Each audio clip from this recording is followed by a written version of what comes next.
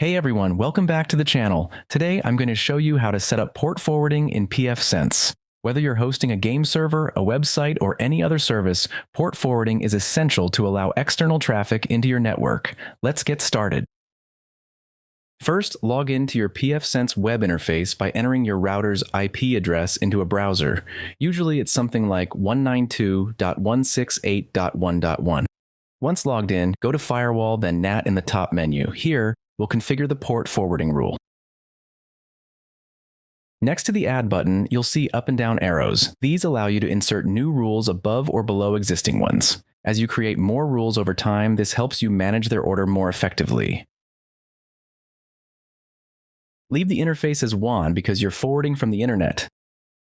Choose the protocol you need, TCP, UDP, or both. Set the destination to the WAN address.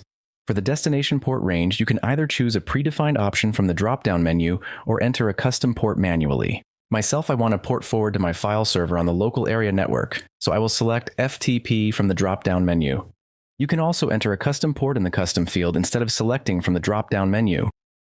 Redirect target IP. This is the internal IP of the device you want to forward to, so I will enter the IP address of my file server on the local area network.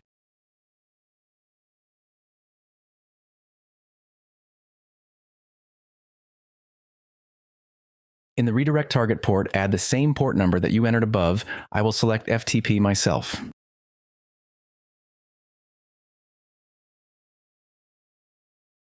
Provide a description and make sure the filter rule association is set to add associated filter rule. This ensures a firewall rule is automatically created for the port forward. Once done, click Save to apply the rule.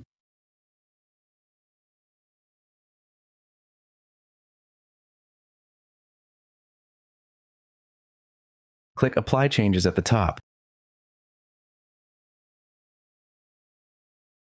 The pfSense port forwarding rule will then be created as you can see. If you go to Firewall then Rules, you should see that a firewall rule was automatically created under the WAN tab. The description will begin with NAT, indicating it was generated automatically. This rule is linked to the port forwarding entry, so if you delete the port forward, the associated firewall rule will be removed as well. At this stage, the rule is open to all sources, meaning anyone who attempts to connect to your external IP address will be able to reach the service. This doesn't grant access or authentication, but it does make the service visible and reachable from the internet. To restrict access, edit the port forwarding rule created earlier. Scroll down to the Source section and click Display Advanced to reveal the additional settings.